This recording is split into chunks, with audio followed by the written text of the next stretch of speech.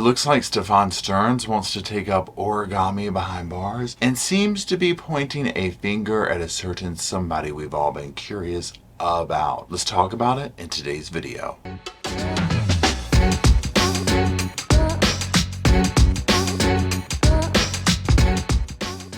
Hello Sofa Squad and welcome back to the sofa. My name's Paul and today we're going to be revisiting the Madeline Soto case via Stefan Stearns, her alleged perpetrator, attacker, all of the horrible things. I say alleged because simply he hasn't gone to court yet, but it's writings on the wall with that. So what has taken place is a bunch of information has been released, and part of that has been his jailhouse communications, his emails. And in one of those specifically is what we will be covering today, and that is some correspondence between he and his mother. So in this letter, it's very eye-opening just to kind of hear her take or her viewpoint on it, but also some of the things that she's saying. Granted, particular names aren't mentioned, but you can kind of do the math on it, right? So what I want to do is just read that letter with you basically and go over it. Now remember, I'm not a professional, I'm not credentialed, I ain't no lawyer, I ain't no doctor, ain't no cop, ain't none of that fancy stuff. Oh, I'm just a guy with a sofa and some opinions on true crime. This is all public information that everybody has access to. I'm just giving my thoughts and opinions on it. So that's it. Now let's very quickly kind of talk about the case for those who haven't followed this to get you on the same page as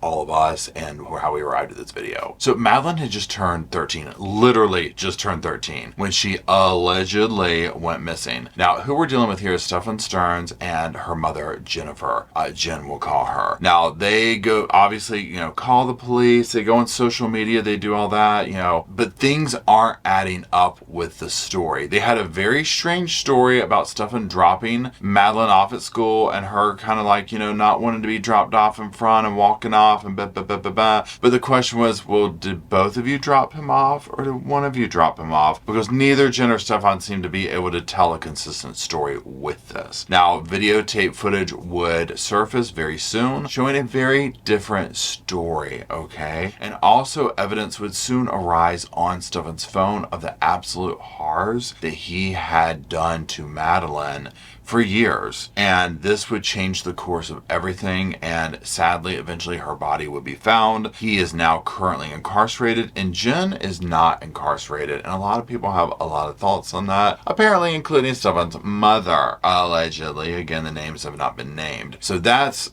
like the literal surface level of this case, okay? This is not meant to be a deep dive into all that aspects of it. This is simply to go over this letter. Now what I'm going to do is I'm going to pull this up. These jailhouse communications were between May 29th and July 1st, give like a general time frame. That's when this letter kind of falls in, if you will. And let me just get this pulled up here. Now I'm going to put first on the screen the little thing that this came from. It's from Fox 35 Orlando. It's by Danny Medina, published July 12th, 2024. And it says, Stefan Stearns' jail emails reveal others involved in Madeline Soto case. I am disgusted that she is free. Now let's go ahead on over to the actual letter.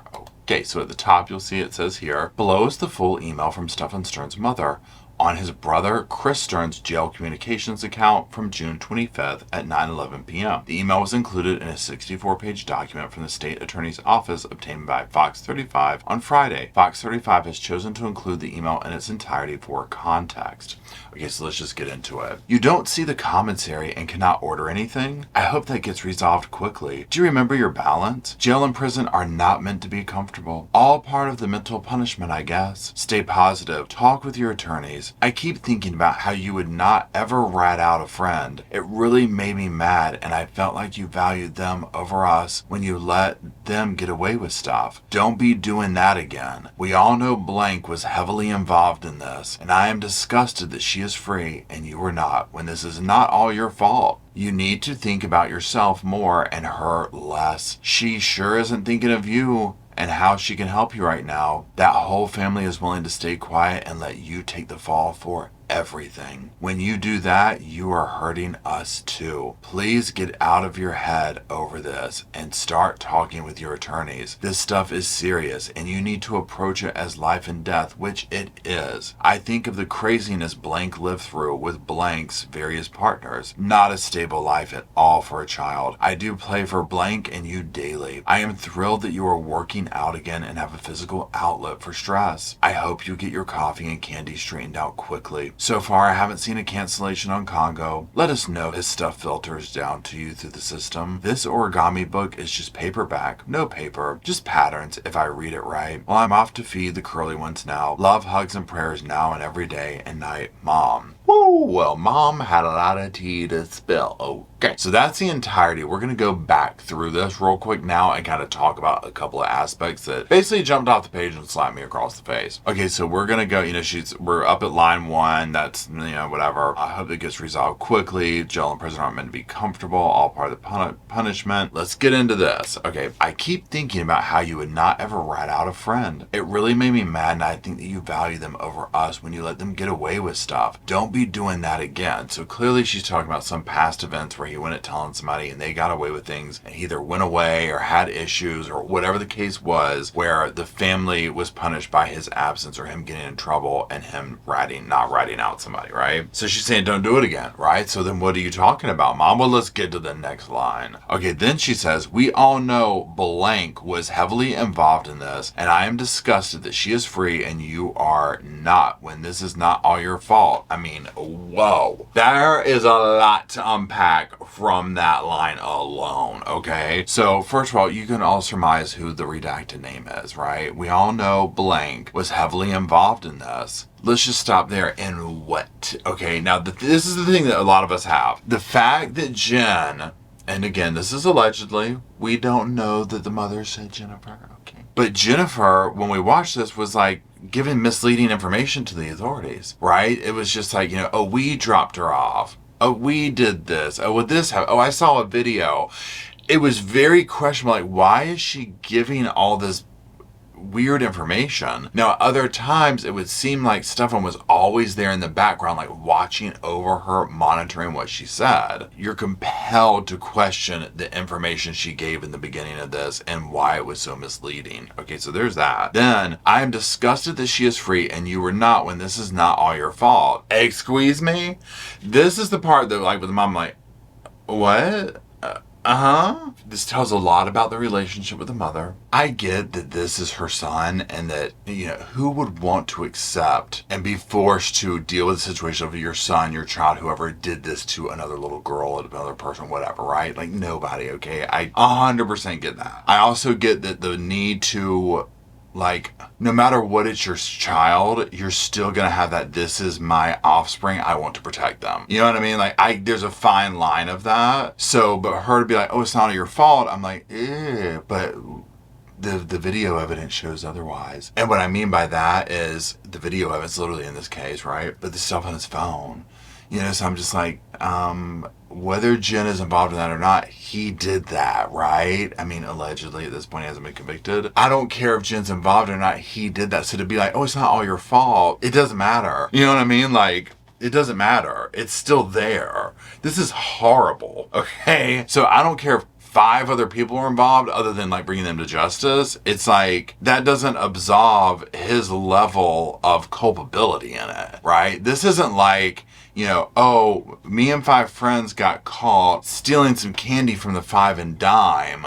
Oh, we all got caught with a pound of weed.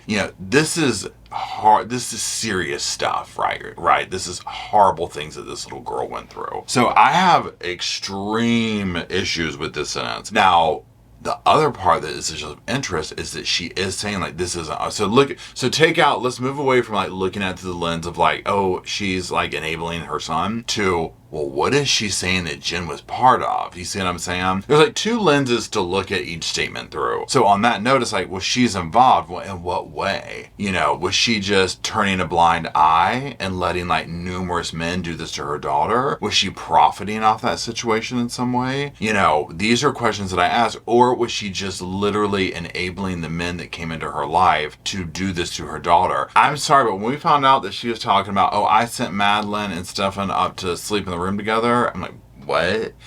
Huh?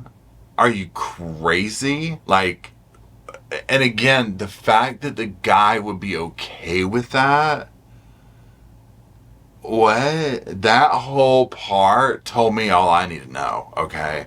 Like, period, end of story. This isn't even like, okay, it's like, pretend this is a scenario of Jen and Stefan were together. Like, say Jen had a different, like, baby daddy with Madeline, which she does, obviously, right? Stefan was consistent there. Madeline only knew that as her father, that was the situation. He never left. There was never tumultuous. This, that, and the other. This is that. Even then, that would be a little bit like, huh? You know, but it would be like, okay, well, this is literally her dad in that way. To me, I view this relationship as this is just like, kind of like a guy of the week, right? Where it's just like, girl, you have guys kind of coming and going, and this guy's like off and on, and the pattern isn't a consistent father figure. I guess that's what I'm getting at. Like, it's not like that this man has been in Madeline's life from day one, from, you know, the whatever, and acted as this role and has always been there and provided and been the father. That's not this at all, right? This is like a boyfriend. You know what I'm saying? And it's like,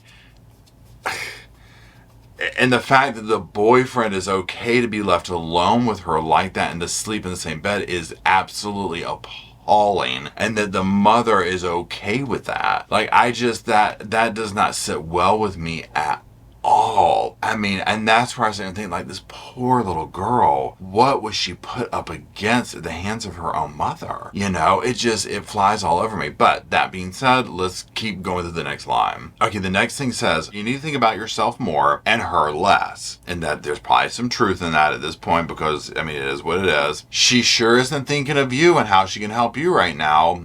Well, by force, because she certainly was trying to help him in the beginning, right? By giving the misleading statements, at least that's how I interpreted it. That whole family is willing to stay quiet and let you take the fall for everything. That part right there, that is very telling.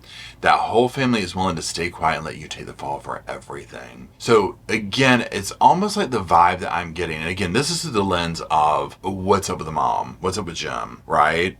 Because, and again, there's almost this level through this of the enabling of Stefan. Like, the common theme is she's enabling Stefan's behavior. Almost like, if it wasn't for Jen, you wouldn't have done this. Okay, no. Okay, that's not the answer, right? At all. Can't get behind that. Sorry, can't stomach that. But then, again, like with this, like, they're going to let her take the fall. So, I mean, again, does the whole family know, oh, yeah, Jen's got a different guy every week, and she doesn't care, like, what they do with her daughter? It's kind of the vibe I get. Now, again, this makes me question, well, was this like was she making money off this or something? Like, was there like some kind of like, you know, distribution of internet stuff that maybe low-key was bringing in money or something? I mean, I don't know, but it makes me feel like it's on that level, right? Okay, let's keep going. When you do that, you're hurting us too. So obviously she's saying you're staying quiet, you're keeping information that could help you out and maybe get you out and get you back to your family. That's how I read this whole letter. So this stuff is serious and you need to approach this life and death, which it is. Obviously he's up against the DP penalty, right? So there's that. And then, very telling, I think of the craziness blank lived through with blank's various partners. I mean, there again, we don't know the names, but we can probably surmise that Madeline lived through with Jennifer's partner, various partners. Okay, and again, absolutely, that's what it seems like. And I'm not trying to look, to each their own, like whatever you got to do. But once something like this happens and it's turning out that it seems like Jen just kind of like left her daughter to the wolves, that's not cool. That's where your own little issues are pouring out onto your kid, right? And then something like this takes place. She obviously let the devil in that household, and with Stephan. Who else did she let in? You know what I'm saying? In between things. So Because again, I just come back down to this, where I'm just like, the things that she was willing to be okay with, even like this, it was Madeline's 13th birthday, Jen's at work, you know, he comes up out of the, you know, just like at last minute, they're on again, off again, he's, you know, with them, it kind of almost like, to me, probably staying with Jen to access Madeline, you know, and her allowing him into the house off and on like that, and on top of it, that I needed to sleep, so I sent them up to the thing, you know, you can just see how the grooming took place on his part. And possibly Jen's too. Whether it was through a willful ignorance or what, I don't know. Time will tell. Okay, so let's go on to the next thing. Not a stable life at all for a child. I do pray for blank and you daily. So obviously she's in prayers out, not a stable life. Obviously not, right? I mean, clearly Madeline. Remember how they were like, Madeline was like really, really sleepy in class and stuff like that? I mean, well, I think that Stefan was, drugging her completely. But what else were other men doing? That's my question at this point. How long and how many people were doing this to Madeline? And how aware was Jen? Okay, now the mom goes into, you know, she's glad he's working out. You get your coffee and candy straightened out. My God. Let us know. Here's origami. So, I mean, obviously he's wanting to be creative, have a little flair. You know, I'm sure he's bored. He shouldn't be. He's got probably tons of court stuff to do and looking over his shoulder at all times. I mean, side note, y'all, this won't let, yeah, this guy's a target, okay? He's probably in the safest place he can be right now in county jail. He won't last long when he's convicted. And I do not see any way he will not be convicted. Obviously, I'm not a lawyer. Like I said, I'm none of that fancy stuff. So who am I? I'm just some guy with a sofa and a camera talking to it by myself in the room. I can't say much about myself. So, you know what I'm saying? It's like it is what it is. But to wrap it up, yeah, this is very telling. And this is what a lot of us feel watching this case, is there's way more to it. So many of us cannot move past the behavior of Jen. And I understand, like, I give credence to a little bit of, like, maybe she's also a victim in some part of Stefan's, because you know how he'd, like, be over her shoulder and stuff. So, like, there's that level going on, but there's another level of, like, I don't understand. I don't understand this. Again, the off and onness, him coming and going, this, that, and the other, it just seems like, oh, we're on this week, well, come on up. Yeah, you and Madeline go sleep in the room together. I need to sleep. You know, this evidence of like the relationship between her and Maddie, all of it doesn't sit right. So, you know, looking at some other like professional, whatever you call it, like lawyers, people like that have commented on this, it does seem like, okay, he might have bombshell information, right? The information that he's thinking or his mom's thinking could get him out early or like give him a go home date, basically. I mean, y'all, how could you, right? In my opinion, the biggest deal he could possibly get is life without parole. You know, his mom might be thinking life with parole and give you a chance in 25 years or whatever. Well, I mean, think about how old he'll be. You know what I'm saying? It's like, and I don't see him surviving prison at all. You know, barely jail. Probably the only reason he'll survive jail is because they don't want to get in trouble for, like, you know, offing him. You know what I mean? Like, it's on their clock kind of a thing. So, anyways, that's it. Let me know what you think. Did you read all of the documents? You just focus on this? Is this the first time you've heard this? If so, what do you think? What is your opinion on Jen? Like, where do we stand at the Sofa Squad on Jen? You know what I'm saying? Like, with how culpable do we think she is? Do we think it's intentional? Do we think it's negligent? Do we think it's a little bit of A, a little bit of B? I don't know. Anyways, that's it. If you're still watching, I do thank you. Drop some little sofas off for me and Roscoe in spirit to sit in the comment section with you, talk about this case and all the other ones we cover here at the Sofa. And until we meander our way down there, we'll see y'all soon. I just wanted to say thank you again for watching the whole video, and also thank you for being part of the Sofa Squad. Special thanks to all the Patreon members, channel members from both of my channels, everybody who likes, shares, subscribes, comments in the comment sections. It helps the channel out so much. Now, don't forget, I do have that other channel, the podcast channel. That's where we go live, we hang out, we talk. We have kind of sort of a schedule, but just be sure and check it out. I'll put it up here on the screen. Also, if you're looking for merch, be sure to check out my Teespring store. I'll put that up here. And then, like I said in the beginning of the video, if you want to follow me and Roscoe on the Instagram, go on, check it out. It's right here on the screen again. But once again, thank you very much. I really appreciate you being part of the Sofa Squad, and I'll see you in the next video.